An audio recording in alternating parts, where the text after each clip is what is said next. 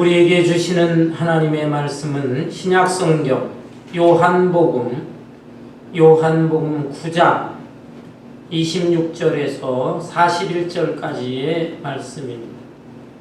신약성경 162페이지 요한복음 9장 26절에서 41절까지 말씀, 제가 한 절 여러분 한 절 교독합니다. 그들이 이르되 그 사람이 내게 무엇을 하였느냐? 어떻게 내 눈을 뜨게 하였느냐?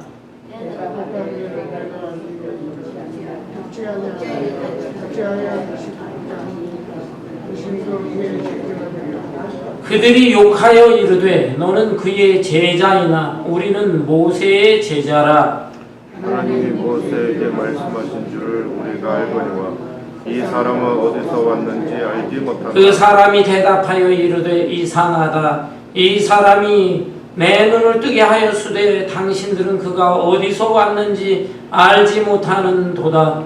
하나님이 죄인의 말을 듣지 아니하시고 경건하여 그의 뜻대로 하는 자의 말을 들으시는 줄을 우리가 아나이다. 창세 이후로 맹인으로 난 자의 눈을 뜨게 하였다 함을 듣지 못하였으니 이 사람이 하나님께로부터 오지 아니하였으며 아무 일에도 할 수 없으니 그들이 대답하여 이르되 내가 온전히 죄 가운데서 나서 우리를 가르치느냐 하고 이에 쫓아내어 보내니라.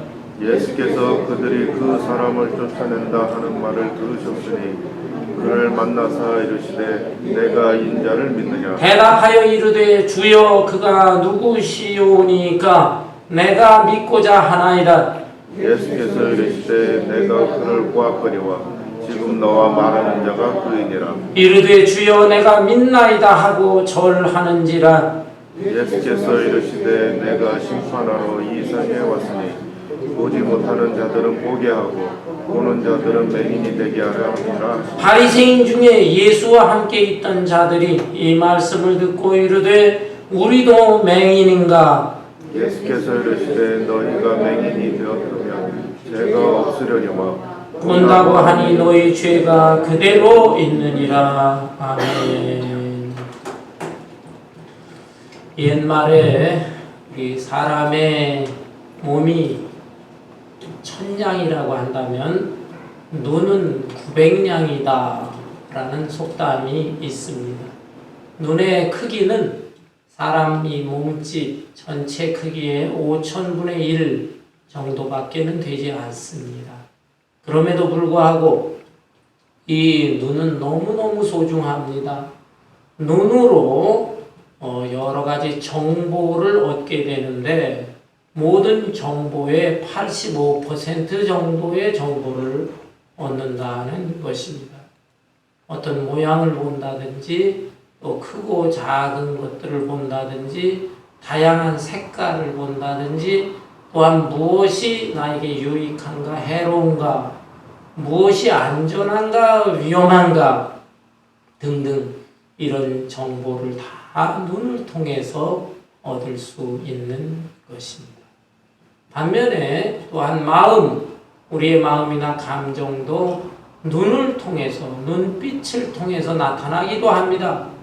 기쁨이나 슬픔이나 괴로움이나 즐거움이나 이런 것들이 이 눈을 통해서 나타나기도 합니다. 그래서 눈을 가리켜서 마음의 창문이다 이런 말도 있습니다. 여러분 이렇게 소중한 눈인데 이 눈에 장애가 있어서 고통을 받는 사람이 성경에 나타나 있습니다. 오늘 본문이 포함되어 있는 요한복음 9장, 이 9장 전체의 말씀은 날 때부터 맹인이 된 사람, 이 사람을 예수님께서 고쳐주셨는데 또 고쳐주신 이후에 또 사람들의 반응이 복잡해요.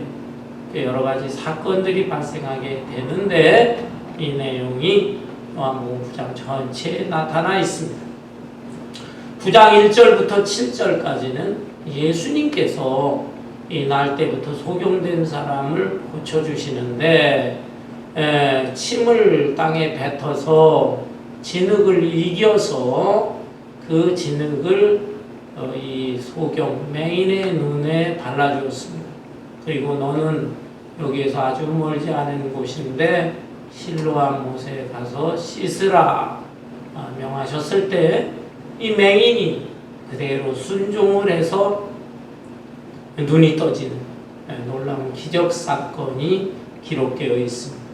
그리고 9장 8절부터 41절 끝절까지는 이 사건에 대해서 사람들이 반응합니다. 특별히 바리새인들은 이것을 못마땅하게 여기는 것이죠.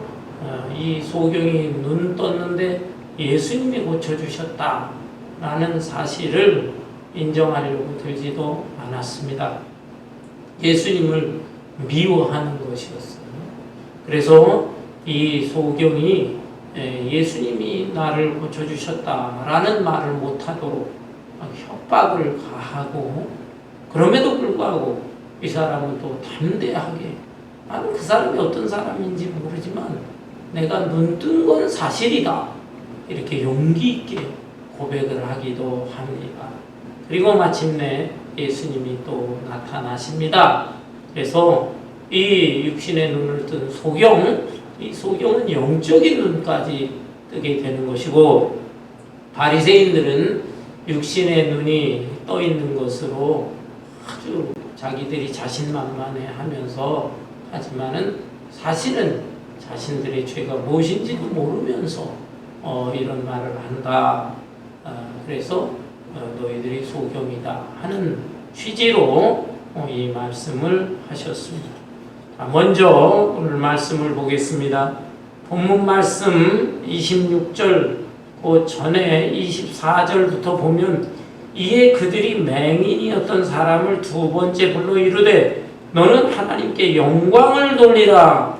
우리는 이 사람이 죄인인 줄 아노라. 대답하되 그가 죄인인지 내가 알지 못하나 한 가지 아는 것은 내가 맹인으로 있다가 지금 보는 그것이니라. 그들이 이르되 그 사람이 내게 무엇을 하였느냐? 어떻게 내 눈을 뜨게 하였느냐? 바리새인들이 눈뜬 맹인을 찾아왔어요. 그러면서 네가 어떻게 눈을 뜨게 되었느냐? 예수가 눈을 뜨게 해줬다고 하는데 예수는 죄인이다. 그 죄인이 어떻게 내 눈을 뜨게 할 수 있느냐? 라고 이제 좀 협박을 하는 것입니다. 그러자 이 사람은 내가 그 사람이 죄인인지 아닌지 나는 알지 못한다. 그렇지만 내가 눈 뜬 거는 사실이다. 또 담대하게 고백을 하는 것이죠. 자, 여러분, 바리새인들은 그러면 왜 예수님을 죄인이라고 하는 것입니까? 그것은 이 사람들이 예수님을 지금 미워하고 있어요. 미워해요. 그럼 또 왜 미워할까요? 우선 안식일을 어겼다라고 트집을 잡습니다. 출애굽기 20장에 보면 10계명이 기록되어 있는데 그 10계명의 말씀 중에 제4계명이 안식일에 대한 계명이에요. 안식일을 거룩하게 지켜라. 거룩하게 지켜라. 또 안식일은 또 육신적으로도 휴식을 취하라. 이런 말씀이에요. 그런데 이런 간단한 말씀을 이 이스라엘 지도자들이 오랜 세월에 걸쳐서 아주 복잡한 규례를 만들어 놓았습니다. 안식일을 거룩하게 하기 위해서, 또 안식일에 휴식을 취하기 위해서는 어떻게 하느냐? 일을 하지 말아야 되는데 또 일을 하지 말라는 것은 어디까지 일이냐? 이거 가지고 참 논란이 있었던 것이죠. 그러면서 복잡한 규례를 만들어 놨는데 지금 예수님이 안식일날 병자를 고치고 있는 것입니다. 그 병자를 고치는 것도 일이니까 안식일날 고쳐서는 안 된다는 것입니다. 다만 고친다면 죽을 병에 걸린 사람, 그 사람이라면 고칠 수 있지만 그 외의 사람은 고쳐서는 안 된다. 이게 규례예요. 근데 눈먼 소경의 경우는 죽을 병은 아니다요. 그걸 왜 안식일날 고쳤냐? 다른 날 고쳐야지. 이렇게 트집을 잡습니다. 뿐만 아니라 그냥 눈뜨게 한 것도 아니고 땅에다 침을 뱉고 또 진흙을 이겼어요. 진흙을 이렇게 이겨가지고 눈에다가 붙이는 그것도 일이다라는 것입니다. 기가 막힌 것이죠. 그러면서 자꾸 예수님을 갖다 트집을 잡는 것입니다. 여러분, 이 사람들이 이렇게 전통적으로 내려온 규정에 따라서 지적을 하고 트집을 잡고 하는데 사실은 그 규정이 문제가 아니고 이 바리새인들의 마음의 상태가 문제다. 마음으로 아예 예수님을 미워하는 것입니다. 왜 마음을 미워합니까? 그거는 예수님께서 나타나셔서 하나님의 말씀을 전하는데 그 말씀을 아주 쉽게 전하는 거예요. 그러면서도 거기에 그 하늘나라의 깊은 진리가 포함되어 있어요. 그러니까 말씀에 지혜와 권세가 있습니다. 뿐만 아니라 예수님은 또 놀라운 기사 이적도 행하셨어요. 그러다 보니까 사람들이 그냥 다 예수님에게 구름처럼 몰려가는 거예요. 그동안에는 이 바리새인들을 비롯해 종교 지도자들이 백성들로부터 존중을 받았는데 이 사람들이 이제 그 인기가 다 예수님에게로 가니까 마음속에 그냥 시기 질투가 생겼어요. 그 미운 마음이 생기다 보니까 그 미워하는 마음으로 온갖 규정을 따라서 지금 예수님에게 트집을 잡는 것입니다. 여러분, 사람의 마음이라고 하는 게 참 이게 너무너무 중요한 것입니다. 우리 또 옛말에 보면은 며느리가 미우면 발 뒤꿈치도 밉다. 시어머니가 그렇게 생각한다는 것이죠. 며느리가 꼴 보기 싫은데 그 며느리가 달걀 껍데기 같이 생겼다는 그러면서 미워요. 반면에 자기 마누라가 좋으면 또 처갓집 말뚝을 보고서도 절을 한다. 이런 말도 있어요. 자기 와이프를 사랑하니까 그냥 다 처갓집에 있는 게 같이 다 좋은 것입니다. 이게 보면은 상대방에게 문제가 있기보다는 자기 마음의 상태, 여기에 문제가 있는 경우가 너무 많이 있는 것입니다. 이런 얘기가 있어요. 8살짜리 난 어린 아이가 이제 옷가게에 왔어요. 우리 엄마 생일인데 속옷 네이 한 벌 주세요.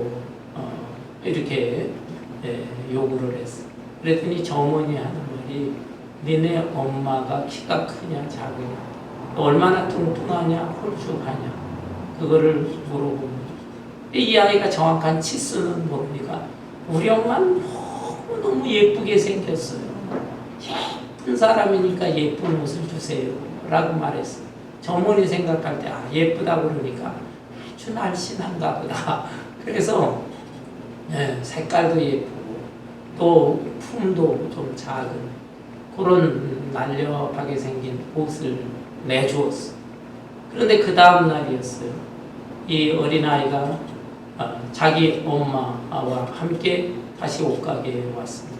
바꿔달라는 것이 그 매장에서 제일 큰 옷으로 바꿔갔다는 거죠. 무슨 말입니까? 이 아이 눈에는 그렇게 뚱뚱하고 그런 엄마지만은 세상에서 제일 예쁜 엄마로 보였던 것이에요. 그 마음으로 자기 엄마를 그토록 사랑하는 마음으로 보니까 엄마가 예쁘고 날씬하게도 보이고 한 것입니다.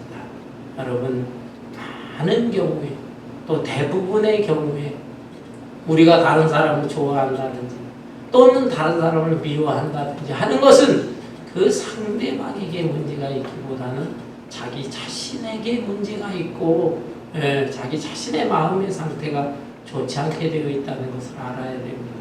그래서 혹시라도 정말 상대방 마음이 예쁘게 보이면 좋게 보이면 내 마음도 이게 참 건강하구나. 근데 상대방이 자꾸 미워지게 된다면 여러분 하나님 앞에 회개도 하고 이런 마음의 문제를 잘 해결할 수 있기를 바랍니다. 바리새인의 경우 예수님에 대해서 너무너무 미워했어. 미워하니까 이런 말을 하고, 그 다음에 이 소경, 눈뜬 소경에 대해서는 이건 축하해야 할 일 아닙니까? 날 때부터 한 번도 눈 떠보지 못한 사람이 눈을 떴는데, 그렇다면은 이게 얼마나 좀 기쁘고 함께 축하할 일입니까? 근데 그 사실보다는 네가 어떻게 눈 떴느냐? 그리고 그 눈 뜬 자, 그 예수는 죄인이야. 그러면서 트집을 잡고 문제를 일으키고 있다는 사실. 그렇지만 이 사람은 조금도 물러서지 않는 것이죠. 그 사람이 죄인인지 아닌지 나는 몰라. 그렇지만은 내가 눈을 떴다고 하는 것은 사실이다. 그 사람이 내 눈을 뜨게 해 주었다. 이거는 자기 체험이거든. 체험. 이 체험적인 신앙에는 굉장히 강력합니다. 웬만한 다른 사람들의 말에 흔들리지 않는 것입니다. 본문 말씀을 또 볼까요? 여기 27절에 보면 대답하되 내가 이미 일렀어도 듣지 아니하고 어찌하여 다시 듣고자 하나이까? 당신들도 그의 제자가 되려 하나이까? 자꾸만 네 눈을 고쳐준 사람이 누구냐? 그 사람은 예수라면 죄인이다. 이렇게 말하니까 난 그건 상관하지 않습니다. 죄인인지 아닌지 모릅니다. 그러나 나는 눈 떴습니다. 그걸 대답을 지금 2번이나 하는데 또 물어보니까 왜 자꾸 물어봅니까? 당신들도 예수의 제자가 되기를 원합니까? 예수님의 제자들이 있거든요. 12제자는 물론이고 넓게 보면은 또 따라다니는 사람들도 제자라 할 수 있어요. 그 따라다니는 사람들은 예수님에 대해서 관심이 있기 때문에 또 알고 싶기 때문에 따라다니는 거거든요. 근데 지금 이 바리새인들이 자꾸 이 맹인에 대해서 이걸 물어보니까 맹인이 반격을 하는 것입니다. 왜 자꾸 그 예수에 대해서 나한테 물어보고 또 물어봅니까? 당신들도 정말 그러면 예수의 제자가 되기를 원합니까? 라고 반격을 하는 거예요. 그러니까 이 바리새인들이 자존심이 상했어요. 기분이 나빴어요. 그래서 28절에 보면 그들이 욕하여 이르되 너는 그의 제자이나 우리는 모세의 제자라. 하나님이 모세에게는 말씀하신 줄을 우리가 알거니와 이 사람은 어디서 왔는지 알지 못하노라. 이 눈뜬 맹인이 반격을 하니까 이 기분이 또 나쁘거든요. 자기들이 볼 때는 천하고 병자고 무식한 사람이고 이렇게 생각을 하고 있는데 이 사람이 반격을 하니까 얼마나 자존심이 상해요. 그러면서 우리가 어떤 사람인 줄 아냐? 우리는 모세의 제자다 하는 것이. 모세, 이스라엘 사람들이 가장 존경하는 사람이 모세. 그리고 모세는 율법을 받은 사람이잖아요. 시내산에서 십계명과 함께 율법을 받은 말씀이 그런 사람의 제자다. 곧 자기들은 이 성경과 율법의 전문가들인데 너 같은 하찮은 자한테 이런 소리를 듣느냐라는 것입니다. 그러면서 너를 고쳐줬다고 하는 예수, 우리는 모세의 제자고 모세가 하나님으로부터 온 사람인 건 알지만 그 예수가 하나님으로부터 온 것은 알지 못한다 라고 하는 것입니다. 그러자 30절에 보니까 그 사람이 대답하여 이르되 이상하다. 이 사람이 내 눈을 뜨게 하였으되 당신들은 그가 어디서 왔는지 알지 못하는도다. 하나님이 죄인의 말을 듣지 아니하시고 경건하여 그의 뜻대로 행하는 자의 말은 들으시는 줄을 우리가 아나이다. 이 사람이 또다시 참 반박을 하는 것이죠. 이상하다. 내가 눈이 뜬 것은 확실한데, 그리고 그 사람이 내 눈을 뜨게 해준 게 분명한데, 아니 당신들은 왜 그 사람이 어디서 온 사람인 줄을 모른다고 하느냐? 라고 하는 것이죠. 그리고서 또 하나님께서는 죄인의 기도는 들어주시지 않는다라고 하는데 그 사람이 죄인이라면, 예수가 죄인이라면 어떻게 예수의 능력으로 내 눈이 떠질 수 있느냐? 아, 놀라운 말이에요. 예수는 죄인이 아니고 의인이니까 그 의인의 기도를 들으시는 하나님이 내 눈을 뜨게 해준 것이 아니겠느냐라는 것입니다. 여러분, 이렇게 체험적인 신앙은 굉장히 강력할 수가 있어요. 이런 면에서 여러분에게도 크고 작은 체험들이 있어야 되는 것입니다. 내가 체험을 원한다고 해서 체험이 주어지는 것은 아닙니다. 그렇지만은 정말 하나님을 진실하게 믿고 하나님 중심으로 생활하고 하게 된다면 여러분에게 크고 작은 체험이 있고 간증거리가 나타날 것입니다. 그런 것들이 있다면 신앙생활하는데 좀 더 확신을 가지고 생활할 수가 있어요. 그러나 여러분, 여기에서 우리가 또 하나 알아야 할 것이 있습니다. 체험적인 신앙인이라 할지라도 완벽한 것은 아닙니다.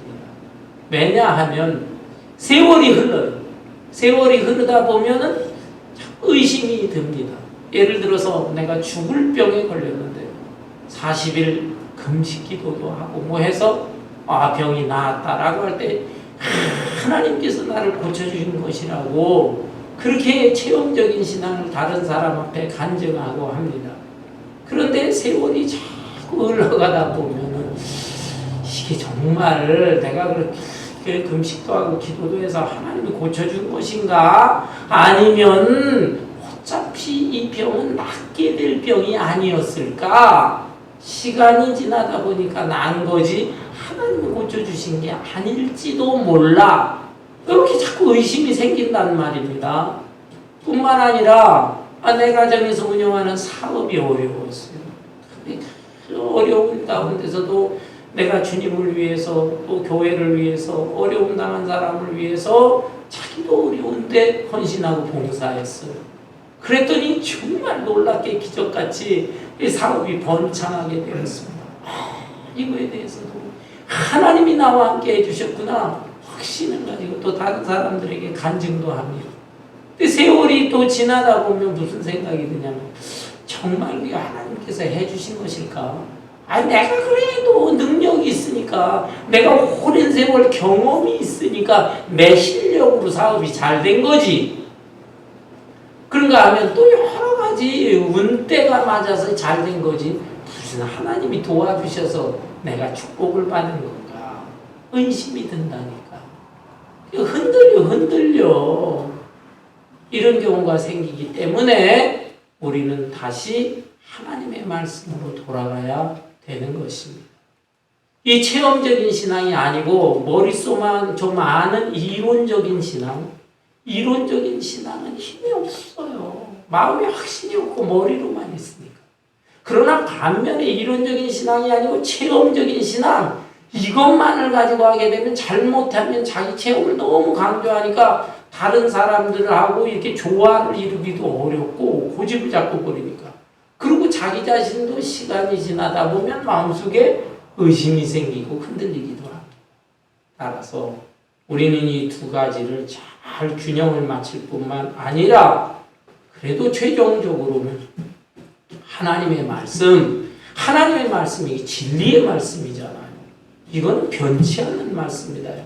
이 말씀에 이 말씀을 살펴서 여기의 말씀의 뜻을 깨달아서 그 깨달은 진리의 말씀으로 자기가 체험한 것을 잘 정립해 나가야 되는 것입니다. 그래야 그 누가 뭐라고 하더라도 흔들리지 않고 비바람 눈몰아봐쳐도 끄떡하지 않고 중심을 잡으면서 신앙생활을 할 수 있는 것입니다. 이 사람은 체험적인 신앙인이기 때문에 아주 담대합니다. 32절에 창세 이후로 맹인으로 난 자의 눈을 뜨게 하였다 함을 듣지 못하였으니 이 사람이 하나님께로부터 오지 아니하였으면 아무 일도 할 수 없으리이다. 그들이 대답하여 이르되 내가 온전히 죄 가운데 나서 우리를 가르치느냐 하고 이에 쫓아내어 보내니라. 창세 이후로 여러 기적은 있는데 눈이 먼 사람, 맹인이었다가 눈을 뜨게 되었다라는 사실에 대해서는 그런 기적의 소리는 들어보지 못했다. 이 맹인의 경우 그런 사건의 내용은 들어보지 못했다라고 하는 것입니다. 그러면서 이게 날 때부터 소경된 내가 눈 뜬 것은 굉장한 기적이다. 이것을 확신에 차서 말하고 있습니다. 그렇지만 이 사람도 약간은 문제점이 있어요. 왜 체험적인 신앙이라고 하지만 아직도 이 성경에 대한 기초는 부족해요. 그 이유는 뭐냐면 하나님이 죄인의 기도를 들어준다는 말이냐 이렇게 말했죠. 그 말은 사실은 사실이에요. 그 죄로 악한 상태로 있는 기도를 하나님 어떻게 들어주겠어요? 그러나 죄인일지라도 회개하는 죄인의 기도는 하나님이 들어주신다라는 것입니다. 이런 면에서 이 소경의 경우에 참 체험적인 신앙인이기 때문에 자신을 공격하고 비판을 하고 심지어는 출교까지 시키려고 출교. 본문 말씀 앞에 보면 바리새인들이 이 사람 아버지하고 막 얘기를 합니다. 아버지를 또 막 협박해요. 아버지는 이제 자꾸 주춤주춤합니다. 이 사람처럼 담대하지 못해. 그 이유는 자꾸 예수가 고쳐줬다. 예수는 의로운 사람이다. 그러고는 내쫓겠다. 너 내쫓고 네 아들도 내쫓겠다. 출교라고 해요. 출교는요 마을마다 보통 회당이라는 게 있어요. 회당. 예루살렘 성전은 하나지만 예루살렘까지 갈 수가 없잖아요. 너무 멀어. 그럴 때는 회당에 모여요. 회당에 모여서 예배도 드리고 또 회당은 이렇게 종교의 센터일 뿐만 아니라 그 마을의 행정적인 문제도 많이 관리합니다. 그 마을에 누구 사느냐, 그 사람의 인적 사항 같은 것도 알고.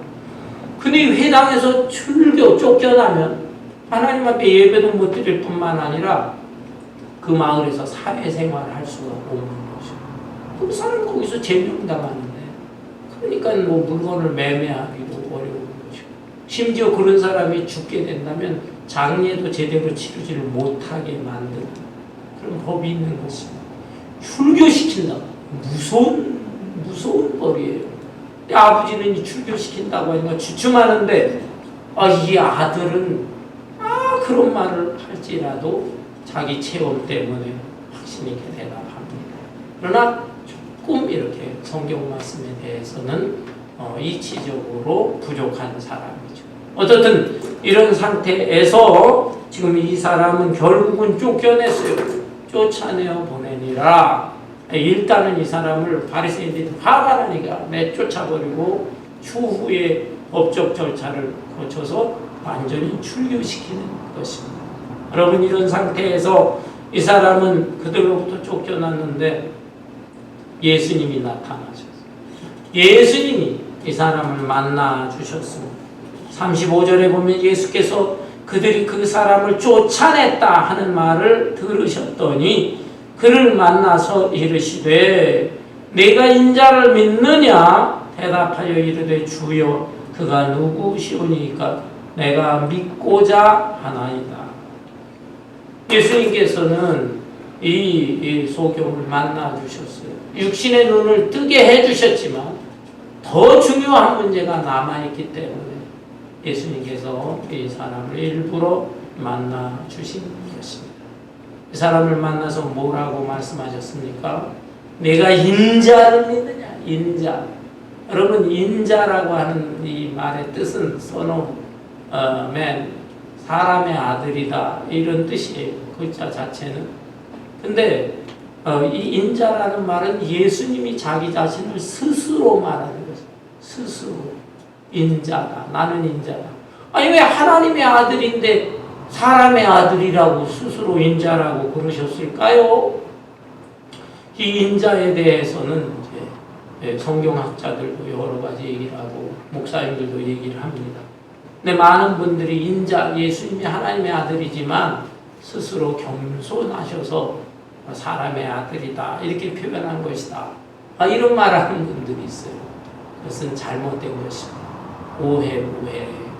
인자라고 하는 이 표현은 구약 성경 다니엘서 7장이 나오는데 다니엘이 환상을 봐요.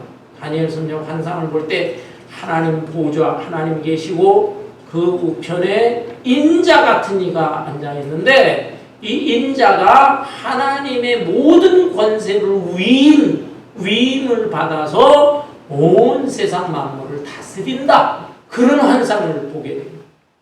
거기에 사람의 형상을 가진 자, 인자 같은 자가 있었다라는 것입니다. 근데 예수님이 나는 인자다라고 하는 것은 바로 내가 그 인자다라는 뜻이에요. 다니엘 선지자가 보았던 그 하나님 그 보좌 우편에 앉아 계신 그분, 사람의 형상을 가진 그 인자, 그 인자가 바로 나다. 예수님은 하나님의 온갖 권세를 다 가지신 분이고 이 세상 만물을 다스리시고 주관하시는 분. 또 예수님은 바로 메시아다라는 것입니다. 내가 바로 그 인자인데 네가 인자를 믿느냐? 라고 하니까 믿고 싶다고 합니다.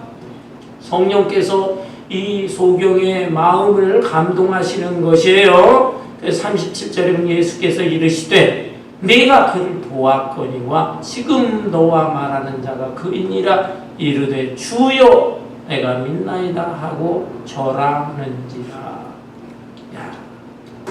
이 사람이 이제 그 인자를 믿고 싶다. 그러니까 바로 네가 나를 보고 있는데 네가 보는 내가 바로 그 인자다. 그러자 마음이 확 열리면서 주여 내가 믿다. 이제는 예수님을 가르쳐 주님이라고 고백을 하죠. 그러면서 믿는 거예요. 곧 이 소경은 육신의 눈만 뜬 것이 아니라 마음의 눈까지 뜨게 된 것입니다.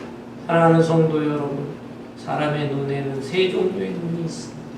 첫째는 육신의 눈. 이 신체 일부인 이 눈의 소중함, 제가 말씀드렸죠. 눈을 통해서 우리가 정보를 얻는 거죠. 이 눈에 장애가 있다는 그 사람이 얼마나 답답합니까? 가정에서도 그렇고 또 바깥에 나올 때도 그렇고 누군가의 도움을 받지 않으면 움직이고 행동할 수가 없어요. 사람의 도움을 받지 못하면 이 개들이 있잖아요. 시각장애자들 안내견의 도움이라도 받아야 됩니다. 근데 그게 일시적인 것이 아니라 한 번 장애가 돼서 평생을 그렇게 될 때 이런 생활을 한다고 한다면 이 사람이 얼마나 힘들겠어요. 어둠 속에서 답답한 생활을 해야 되는. 그래서 이 육신의 눈이 떠 있다는 거예요. 이거 감사할 줄 알아요. 두 번째는 지식의 눈입니다.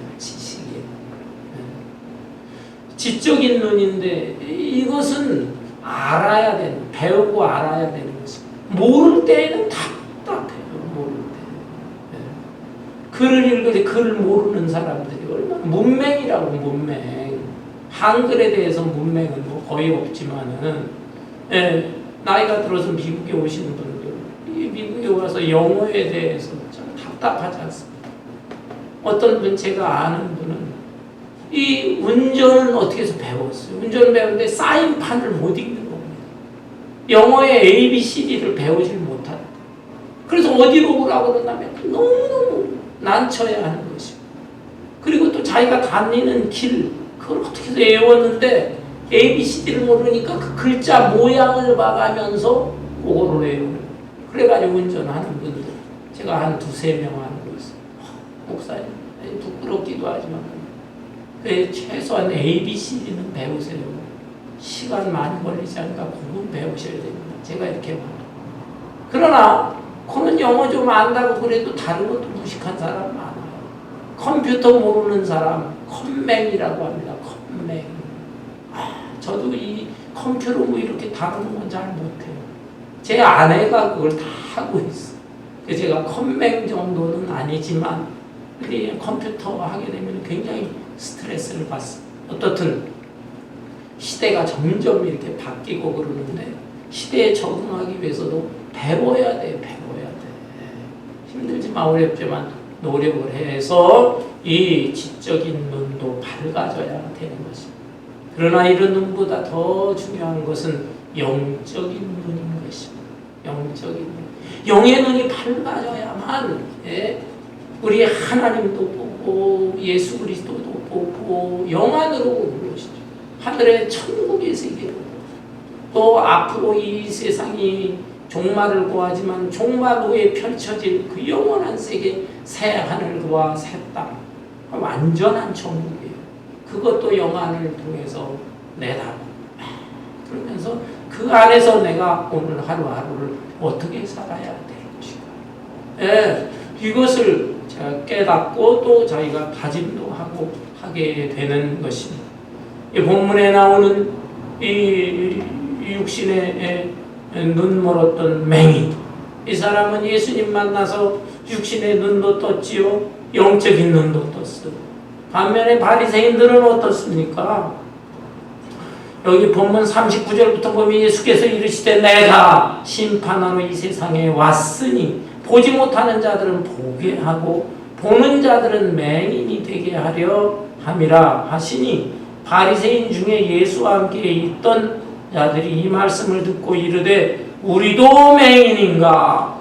예수님 말씀에 또 기분 나쁘고 자존심이 상하는 것입니다. 이 소경에 대해서는 내가 이 세상에 온 것은 이런 보지 못하는 자를 오히려 보게 한다.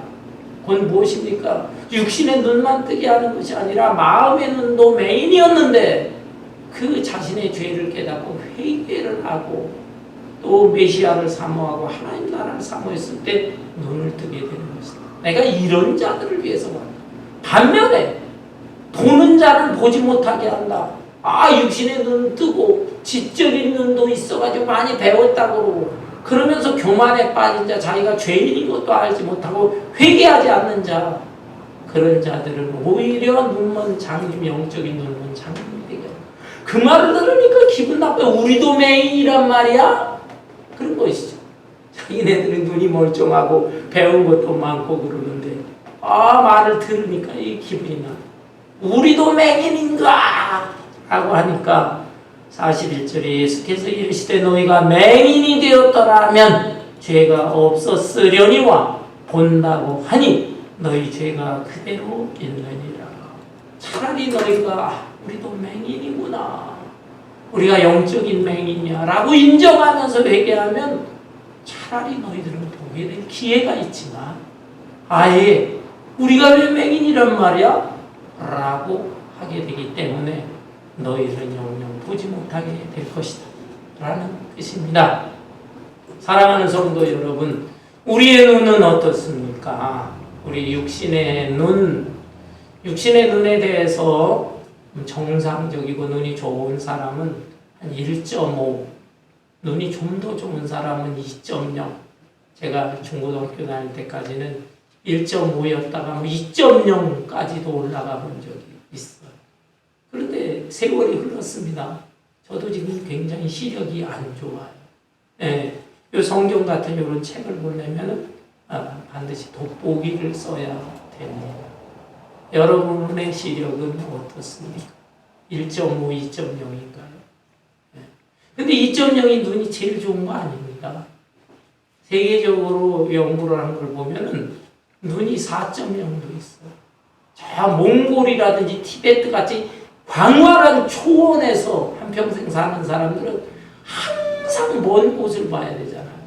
자기가 키우는 짐승이 어디에 가 있나, 또는 다른 데서 이 외적이 쳐들어오진 않나, 다른 맹수가 오질 않나, 그 먼 곳까지를 늘 보면서 훈련을 해서 그런지 눈이 4.0도 있고요. 어떤 사람은 눈이 9.0도 있대요. 와, 눈이 그렇게 밝은 사람들이 있는가? 우리 성도님 중에 연세 드신 분들은 눈의 시력이 약해져요.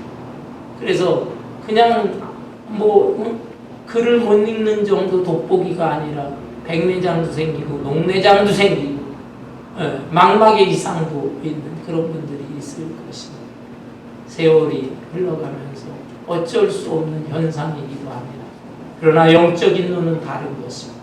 영적인 눈은 우리가 신앙생활 잘하게 되면 오히려 영안이 밝아지는 것이 하나님과의 깊은 교제, 하나님 말씀, 약속의 말씀을 마음속에 간직하고 그러면서 또 우리 하나님 앞에 간절히 기도하고 하는 생활을 하게 되면요, 눈이 영안이 점점 밝아집니다.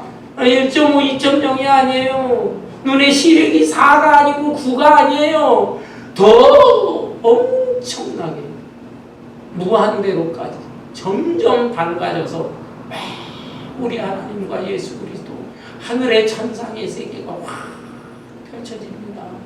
그리고 이 땅에 나타날 그 완성되어진 하나님의 나라를 보면서, 그러면서 이 안에 내가 살고 있는 세상에 지금 힘들고 괴롭고 고통스러울지라도 그 비전을 보기 때문에 그 소망 가운데서 얼마든지 어려움을 극복하면서 행복을 유지할 수 있는 것입니다. 여러분도 아마 잘 아시는 분일 텐데요. 강영우 박사라는 분이 있죠. 강영우. 10여 년 전에 세상을 떠났습니다. 그분의 생애를 보면 너무너무 참 훌륭해요. 중학교 다닐 때 친구하고 축구 경기를 하다가 이 볼 잘못 맞아서 눈이 실명이 됐어요. 근데 자기가 실명이 되기 얼마 전에 2, 3년 전에 아버지가 세상을 떠났고, 또 자기가 실명이 되자마자 어머니가 충격을 받아서 8일 만에 또 세상을 떠났어요. 자기 누나도 또 얼마 있다 또 떠났어요. 자기가 실명이 되었을 뿐만 아니라 고아가 돼버린 것입니다. 이런 상태에서 나는 어떻게 살아야 돼요? 살만한 가치가 있는 것. 중학교 어린아이가 낙심이 되었습니다. 그러면서 내가 어떻게 귀엽고 산다 그래도 기껏 어른이 돼봐야 나는 다른 사람 몸을 주물러주는 안마사, 지압사 이런 거밖에 못할 텐데 내가 이러고 살아. 그런 낙심이 생겨. 그럼에도 불구하고 이 어린아이지만 하나님을 믿었습니다. 아마 하나님의 뜻이 있을 거야. 나에게 이 부러닥친 이 고난 속에서도 뭔가 하나님의 의미와 목적이 있을 거야. 용기를 냈어요. 점자 공부를 하고, 이 점자 공부로 무지무지한 노력을 하고, 명문대학 연세대학교에 들어갔어요. 거기서도 또 그 점자를 공부하는 게 정상 학생하고 얼마나, 졸업할 때 2등으로 차석으로 졸업을 했어요. 그리고 그 곁에서 이 강영우 청년을 돌봐주는 사람을 만납니다. 참 여자 간호사 출신인 이 사람 전성으로 도와줘. 그 결혼도 하고 그러면서 미국으로 유학까지 왔어요. 와서 피츠버그 대학에서 박사학위를 받았어요. 시각장애자, 한국의 시각장애자 출신 최초의 박사가 되고, 그리고 백악관에 올라가서 백악관 이 미국의 장애인을 담당하는 장애인 행정 담당 차관보, 그러니까 이 장애인들을 전부 관리하는 부의장의 지위까지 올랐어요. 이분이 신앙이 좋은 사람이어서 수많은 교회를 다니면서 자기를 간증하고, 그리고 마지막 10년 전, 나이는 조금 좀 일찍 가셨어요. 68세인데 췌장암으로 가시게 됐어요. 이미 췌장암이 번져서 세상 떠나게 되니까 편지를 썼어요. 자기 아는 지인들한테. 저를 지금까지 사랑해 주시고 기도해 주시고 응원해 주신 여러분 감사합니다. 내 생에는 그야말로 정말 복된 인생이요, 감사한 것밖에 없습니다. 내가 눈이 멀지 않았더라면 나는 기껏해야 내 가족이나 돌보면서 한 세상 살았을 것이고, 그러나 내가 이렇게 눈이 멀었는데 또 눈이 멀고 낙심했다면 내 인생 기껏해야 안마사, 지압사 이렇게 끝났을 것이고, 세상을 탄식하면서 한 세상 살다 갔을 것이고, 그러나 내가 눈이 이렇게 멀고서도 나는 낙심하지 않고 하나님을 바라보면서 의지하게 되었을 때 하나님께서 나와 함께 주셨습니다. 그리고 자기가 가장 사랑하는 성경 구절 로마서 8장 28절, 하나님을 사랑하는 자, 그 뜻대로 부르심을 입은 자들에게는 모든 것이 합력해서 선을 이룰 것이다. 그 약속의 말씀을 믿고 부단히 노력을 했을 때 자기는 이렇게 미국이라는 나라 또 세계 각국을 다니면서도 자기 간증을 해요. 세상 나라를 위해서, 그리고 자기가 신앙인으로서 신앙 간증도 하면서 하나님 나라를 위해서 정말로 의미 있는 인생을 살다 갑니다. 저를 위해서 기도해 주시고 응원해 주신 여러분 모두 감사합니다. 지인들에게 그 편지를 남기고 세상을 떠났습니다. 여러분, 우리도 어차피 이 세상에 한번 왔다 가게 되는데 지금 우리의 눈의 상태가 어떤 상태인가? 육신의 눈이 약해지는 것, 이것만 한탄하지 마시고 내 영의 눈은 얼마나 건강하고 밝아져 있는가, 그것을 점검하면서 영적인 눈이 환해져서 하나님 나라를 보고 하나님의 거룩한 뜻을 좀 더 확실하게 발견하면서 강영호 박사나 그 외에 안요한 목사님이라는 분도 내가 시간이 있으면 말씀드리려고 하는데 예배 시간이 길어지니까 안요한 목사님에 대한 얘기는 또 다음 기회에 하기로 하고, 이런 분들처럼 엄청난 그런 일은 하지 못할지라도 내가 처해 있는 삶의 반경 속에서 예수 그리스도의 빛, 찬란한 진리의 빛을 바라면서 아름다운 생애를 살아갈 수 있기를 주님의 이름으로 축원합니다.